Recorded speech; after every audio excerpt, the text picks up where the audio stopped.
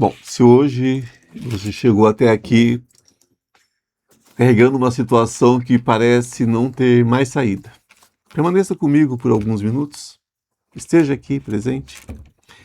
Talvez exista uma doença que assusta você.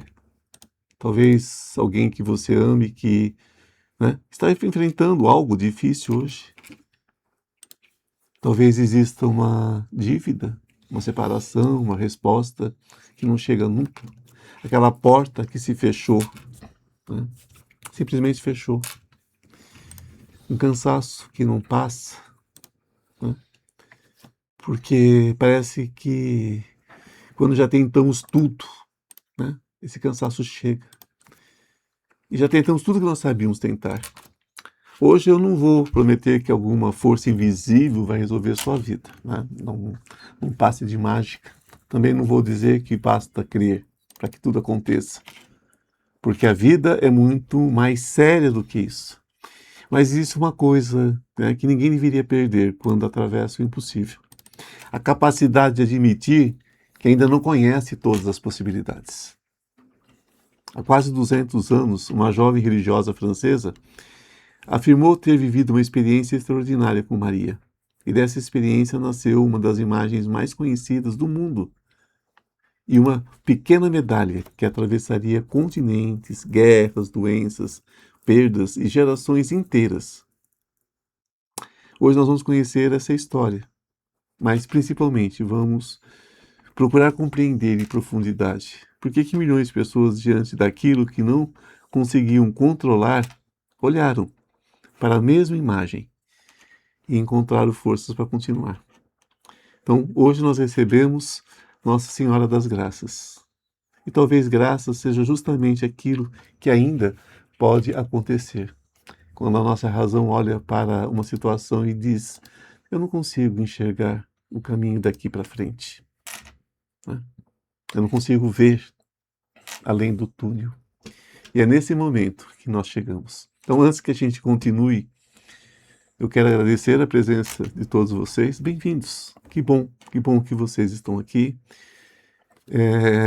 E boa tarde, boa noite, Rafael. Boa tarde, Ivan. Boa tarde, pessoal. Depende de onde as pessoas estão, né? Isso mesmo.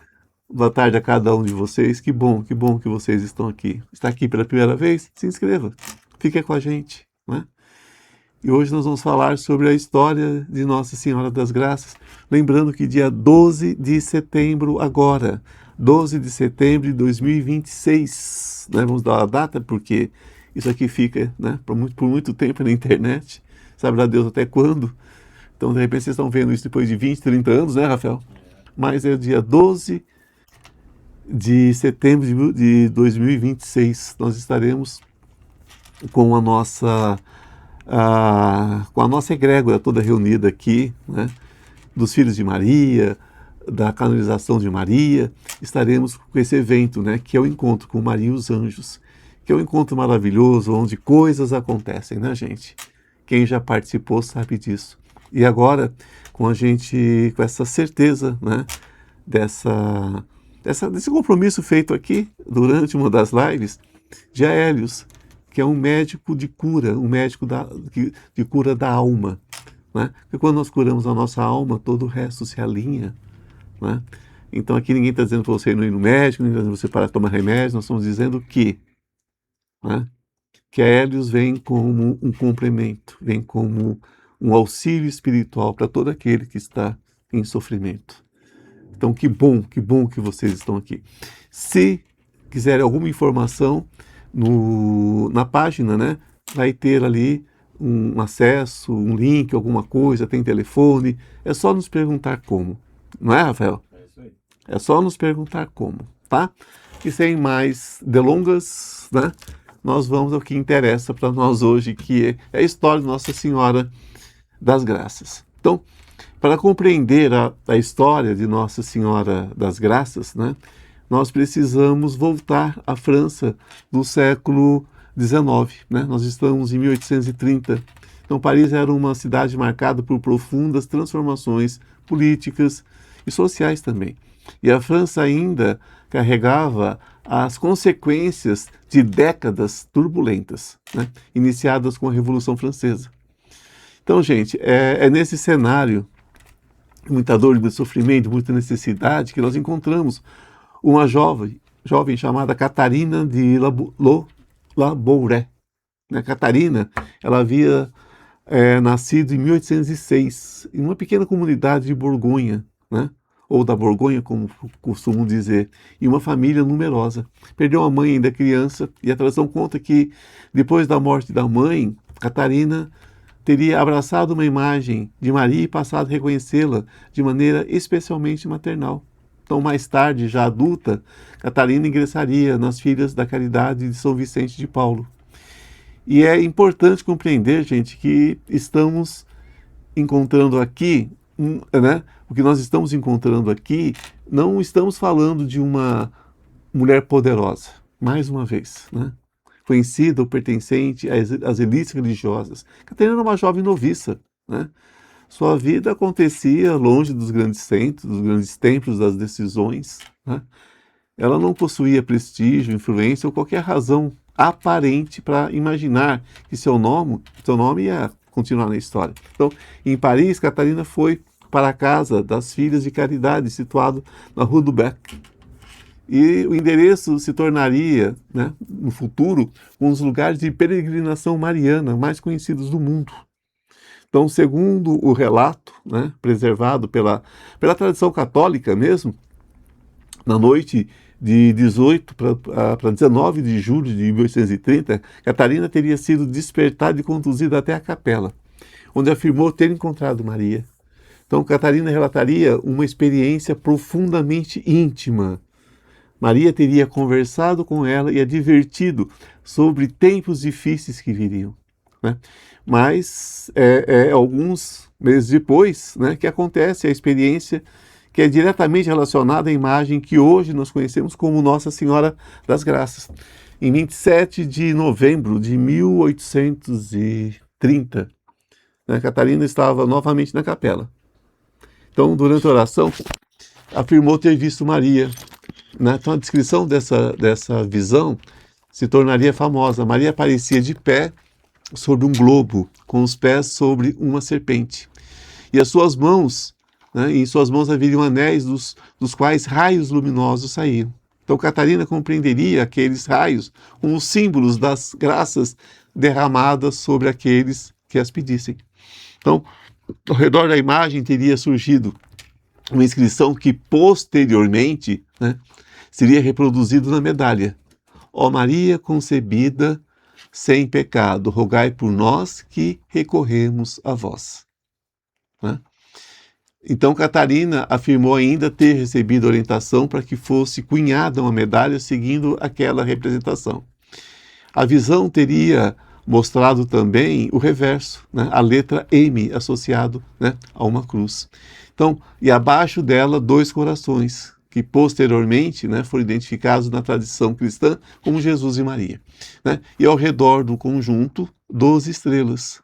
Então, Catarina comunicou a experiência ao seu confessor, né, que era o padre Jean-Marie Galadel. Então, inicialmente, como frequentemente acontece nos relatos de experiências místicas, houve cautela, né, e resistência, claro. Né? E isso é importante, porque nem mesmo dentro de uma tradição religiosa, né, uma experiência pessoal, né, deveria ser automaticamente transformada em verdade, né, para todos ao mesmo tempo.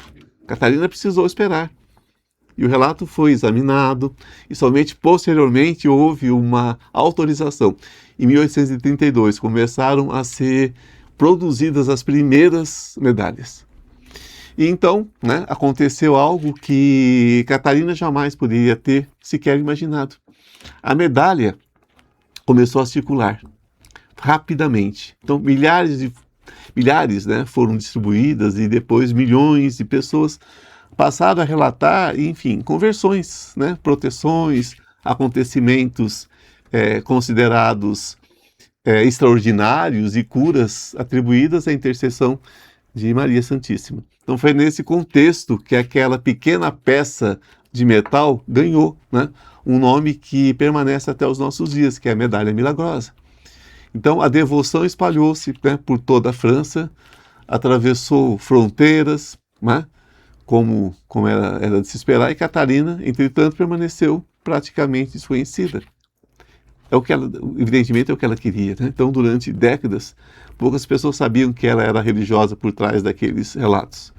E ela continuou trabalhando, simplesmente trabalhando, silenciosamente, entre idosos e pessoas necessitadas, né? Então, Catarina morreu em 31 de dezembro de 1876.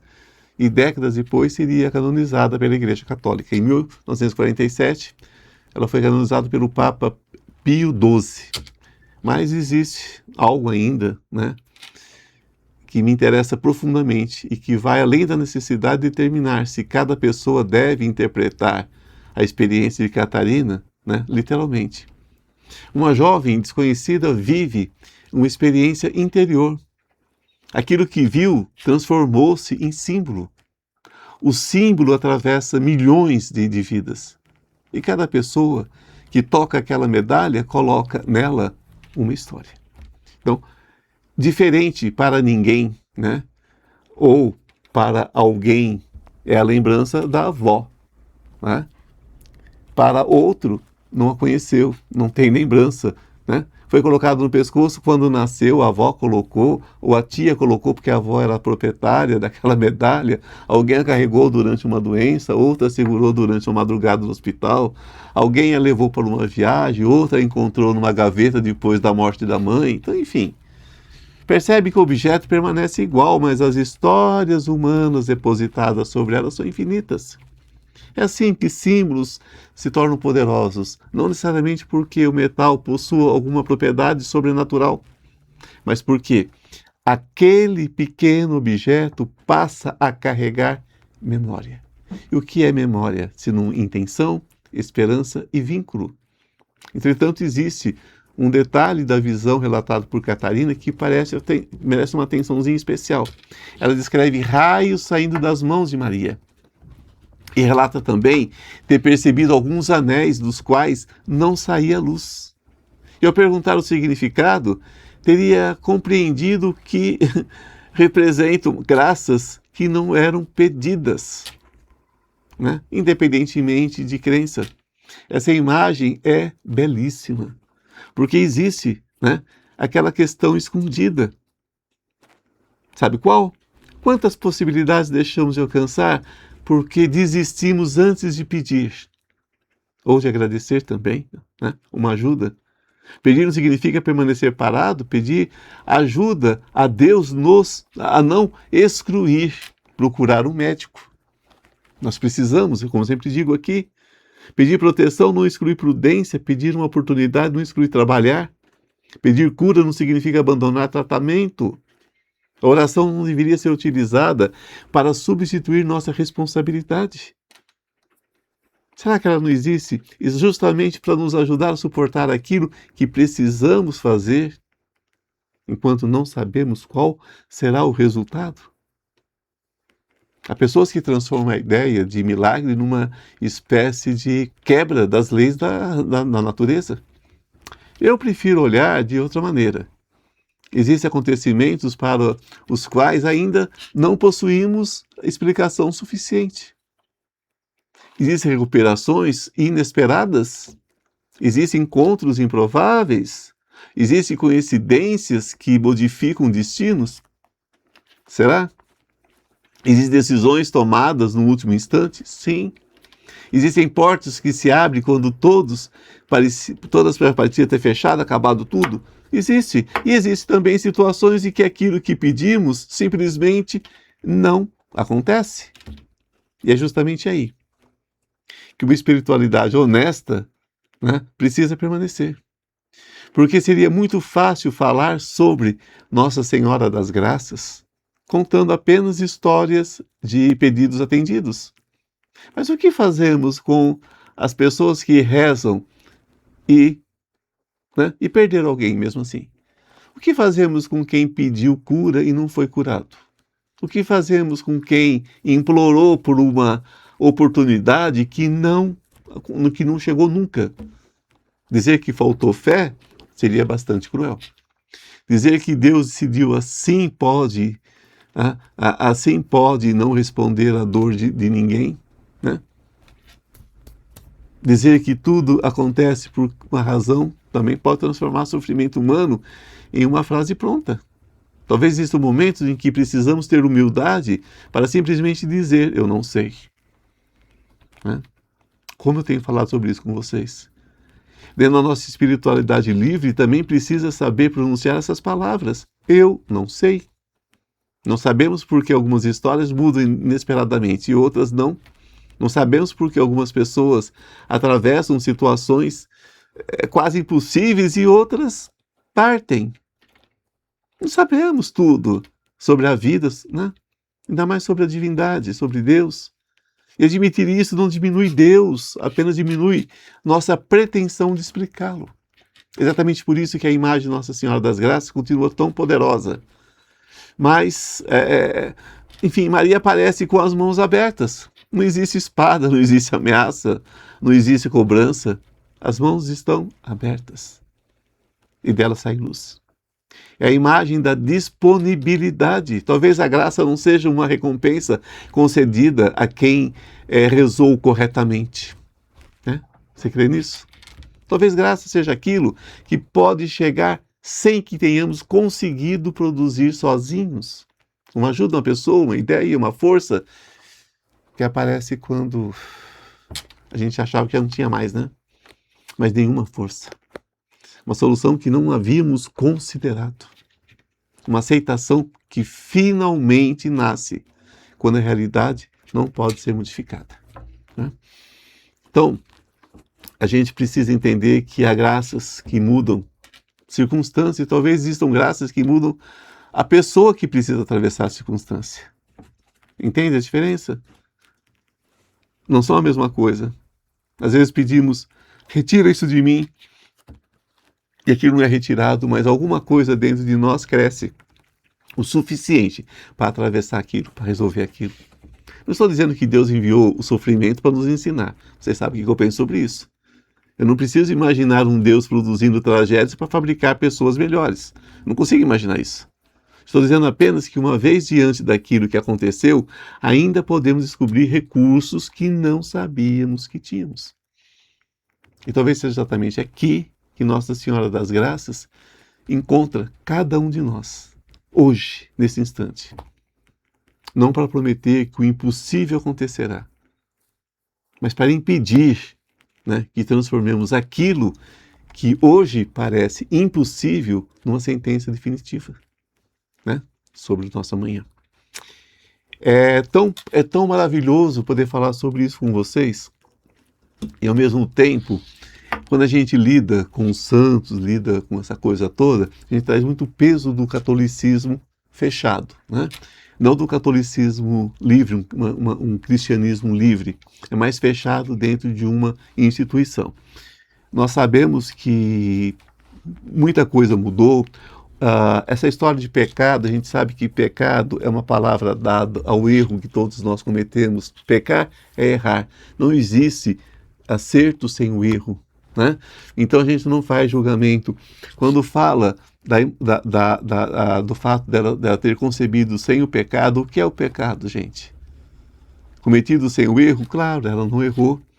Ela tinha o seu relacionamento, ela tinha a pessoa com quem ela se relacionava, não é o amor romântico que nós entendemos hoje, que isso é uma coisa mais da era moderna para cá, né?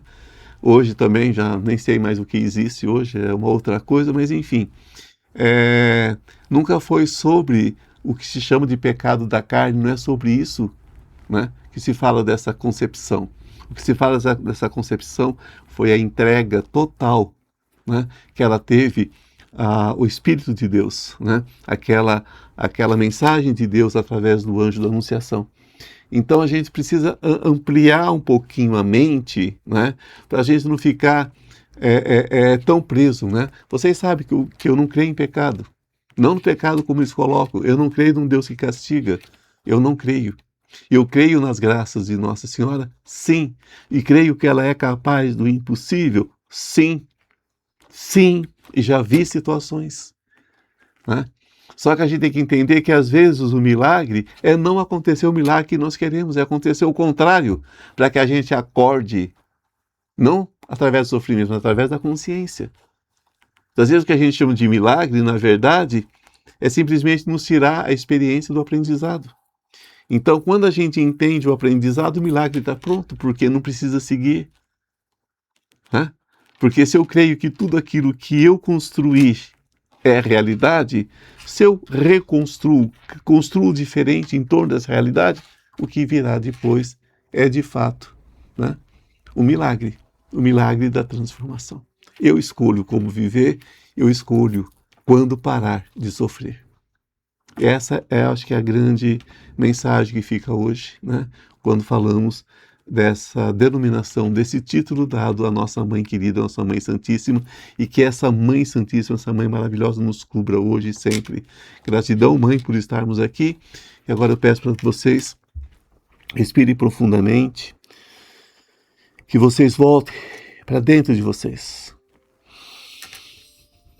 Puxe pelo nariz, solta pela boca. Puxa pelo nariz, solta pela boca, os olhos fechados. Se quiserem ficar com eles abertos, tudo bem. Vocês estão com a imagem da Mãe Santíssima. Só não quero que fique olhando para mim enquanto oro, porque eu sou simplesmente um instrumento aqui. Não sou ninguém para ficar sendo olhado. Isso. Respirem. Respirem. Façamos agora a nossa oração ao Deus verdadeiro. Deus verdadeiro, origem da vida e mistério que nenhuma palavra humana consegue conter.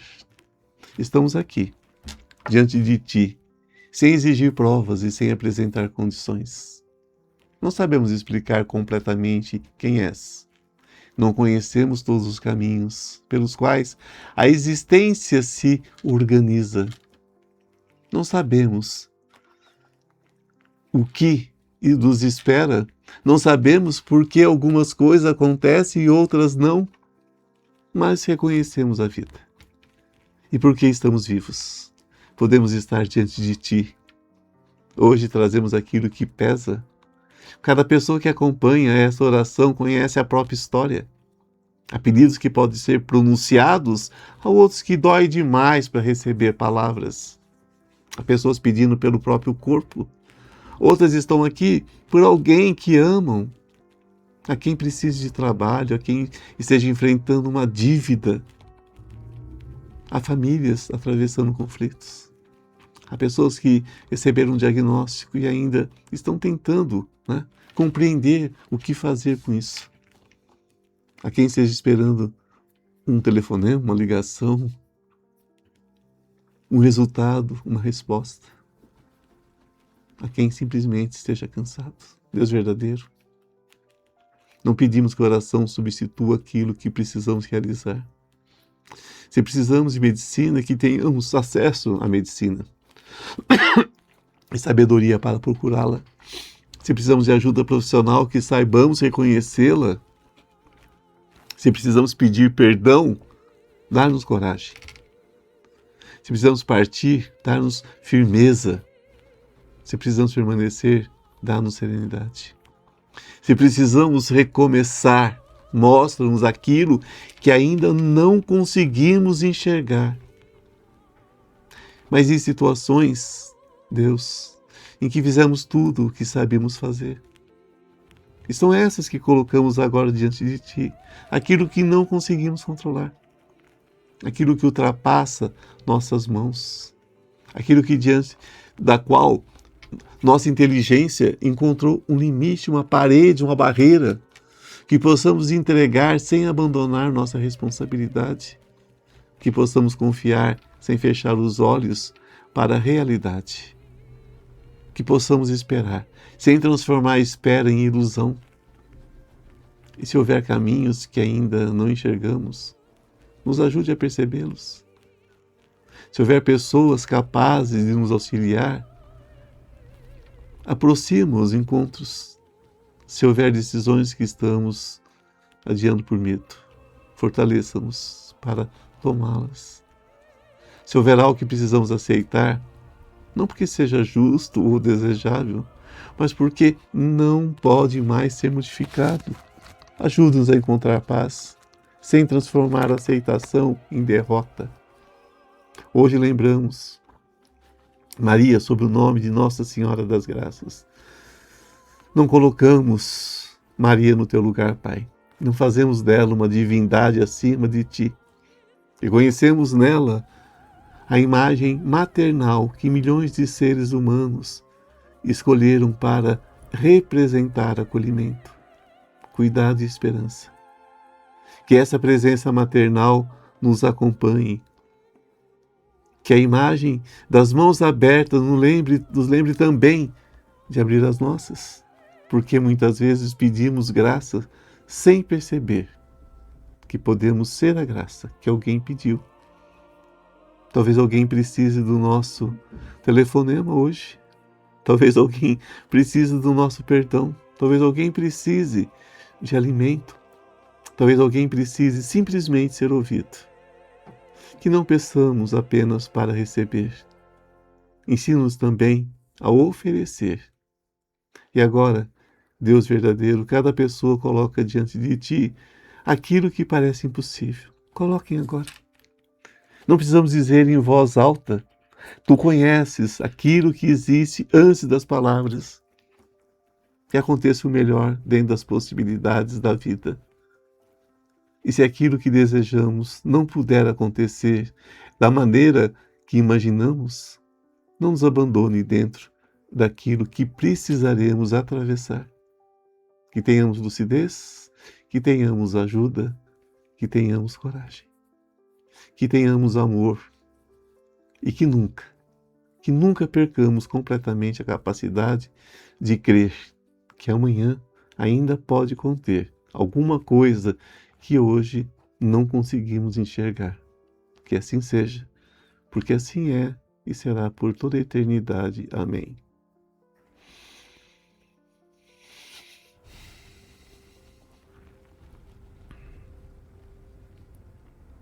Meus filhos e minhas filhas, aproximem-se de mim como estão. Não arrume primeiro aquilo que sentem. Não precisam chegar fortes. Não preciso demonstrar fé. Não preciso esconder o medo para serem recebidos. Uma mãe reconhece o filho quando ele chega sorrindo e também quando chega sem saber mais o que dizer. Eu conheço muitos de vocês assim.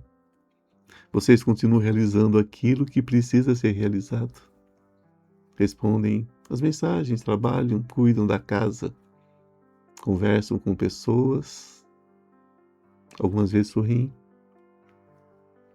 mas existe uma preocupação caminhando junto. Ela acorda com vocês, senta à sua mesa, entra no carro, vai para o trabalho, e quando chega a noite e o barulho diminui, ela se aproxima novamente. Eu não vim pedir para que finjam que nada existe. Quero apenas que, por alguns instantes, vocês parem de carregar esse peso sozinhos. Há uma diferença entre entregar uma preocupação e abandonar uma responsabilidade. A entrega significa dizer: eu farei aquilo que estiver ao meu alcance. Não posso ir além disso. Mas não destruirei minha vida tentando controlar aquilo que não está no meu controle. Alguns de vocês precisam ouvir isso hoje, eu sei. Vocês estão tentando resolver amanhã inteiro, antes de terminar esse dia. Estão sofrendo por conversas que ainda não aconteceram, por resultados que ainda não chegaram, por possibilidades que ainda não se tornaram realidade. O medo está pegando pedaços do seu futuro e trazendo-os para o presente, como se já tivessem acontecido. Meus filhos e filhas, não façam isso com vocês. Quando amanhã chegar, vocês estarão lá e possuirão informações que hoje ainda não possuem. Terão pessoas que talvez ainda não tenham encontrado e talvez descubram caminhos que nesse momento não conseguem entender ou imaginar. Vocês não precisam viver todos os dias futuros nessa única noite. Fiquem aqui, nesse instante, respirem. Há pessoas que me pedem uma graça há muito tempo, eu sei. Algumas já estão cansadas de pedir, eu sei. Outras quase sentem vergonha de repetir as mesmas palavras, como se Deus pudesse cansar de ouvi-las. Não transforme oração em insistência desesperada diante de uma porta fechada. Às vezes vocês precisam parar de bater na mesma porta e olhar ao redor. Pode existir uma passagem ao lado que o desespero não permitiu perceber. Filhos e filhas, graça nem sempre chega com o nome que vocês deram a ela. Vocês pedem que determinada pessoa permaneça e algum tempo depois descobrem que a partida foi a melhor coisa que poderia ter acontecido, porque trouxe algo que jamais existiria de outra maneira. Pedem aquele trabalho específico e não conseguem meses depois. Compreende que outro caminho começou naquele não. Mas não utilize isso para romantizar todas as perdas. Existem perdas que continuam sendo perdas, sim. Ausências que não precisam virar presentes disfarçados. Existem pessoas que continuarão desejando ter ao lado, mesmo depois que já se foram há muitos anos. Amor não precisa mentir para sobreviver. Vocês podem sentir falta e continuar vivos, vivendo. Pode chorar e ainda assim encontrar alegria em algo. Podem guardar alguém no coração, mas sem transformar essa ausência numa proibição de serem felizes, de viverem outra história. Isso também é graça. Há quem imagine que receber uma graça significa conseguir aquilo que pediu. E muitas vezes, pode ser, outras não. Algumas vezes a graça será encontrar força para atravessar aquilo que vocês imploraram para não viver. Sei que essa resposta não é tão bonita quanto a promessa de que todos os pedidos serão atendidos. Mas eu não vim oferecer promessas bonitas. Eu vim permanecer ao lado de vocês, dentro da vida verdadeira. Olhe as minhas mãos, durante gerações vocês me representaram com as mãos abertas e raios de luz saindo delas. Eu gosto dessa imagem por uma razão diferente daquela que muitos imaginam.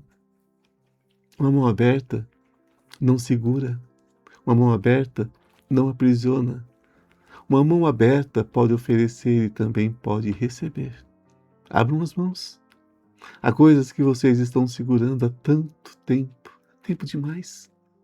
Culpas antigas, ofensas antigas, promessas que fizeram quando eram outra pessoa. Uma necessidade de provar alguma coisa para alguém. Um medo herdado. A história que vocês contam repetidamente sobre si mesmos, que já não corresponde a quem se tornaram. Abram as mãos. Algumas coisas não precisam acompanhá-los até o fim da vida, apenas porque estiveram com vocês durante muito tempo. E agora eu quero falar com aqueles que estão pedindo cura. Escutem-me com muito cuidado. Não abandone o cuidado com o corpo, esperando que a fé faça aquilo que pertence ao homem. Procurem seus médicos, façam seus exames, sigam os tratamentos necessários.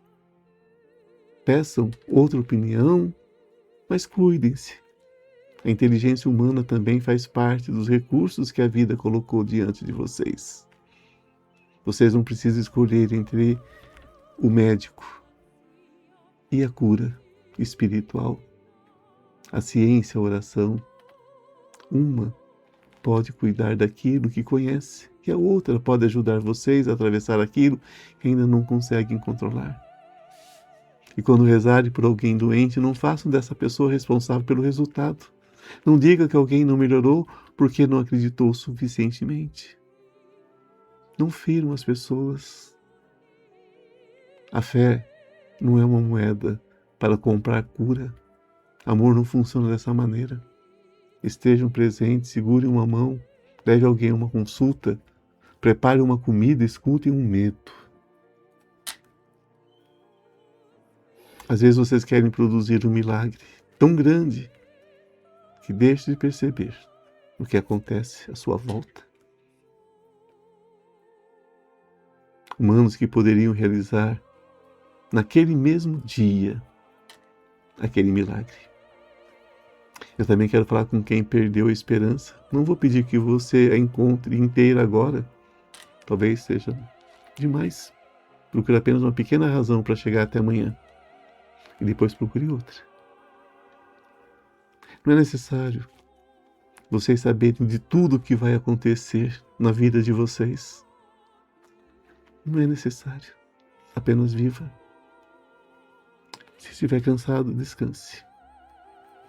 Descansar é também uma forma de seguir. Vocês se cobram uma força que jamais cobrariam de alguém que vocês amam. Vocês se tratam com muita dureza. Por quê? Porque se vocês creem que são filhos de Deus, não comece a tratar também a própria vida como algo digno de cuidado. O amor é muito maior do que isso. Vocês pedem dinheiro, cura, amor, trabalho, reconciliação, proteção. Mas poucas vezes vocês pedem: ajude-me a perceber aquilo que não estou enxergando. Peçam isso, porque muitas vezes o problema não é a ausência de saída, a insistência numa única saída. Às vezes vocês decidem de uma forma antecipada, né, quem deve trazê-la, em que dia, em que formato, e qualquer coisa diferente é descartada. Deixa algum espaço para a novidade, para o inesperado. A vida é muito maior do que essa programação, esse roteiro que vocês fazem. Pense em quem é fundamental na sua vida e que um dia você nem conhecia. Quantos lugares que são incríveis hoje e que eram só um endereço até pouco tempo. Você não tinha nem chegado perto desse lugar, quantas decisões que mudaram vidas. Você não conhece tudo aquilo que ainda pode encontrar. Portanto, não chame de fim aquilo que pode ser apenas a parte da história que você ainda não consegue ler inteira. Vivam de verdade, vivam em amor. Vivam em dedicação, não apenas ao outro, mas a si mesmo, tratando-se como um templo de Deus. Porque é isso que você é, meu filho, minha filha, um templo de Deus. Com amor eterno, sua Mãe Maria.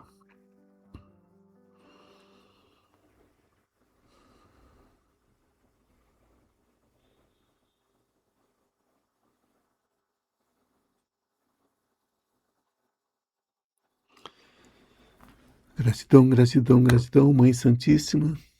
Gratidão a todos os anjos, arcanjos. Gratidão, gratidão, Ariel, meu anjo amado.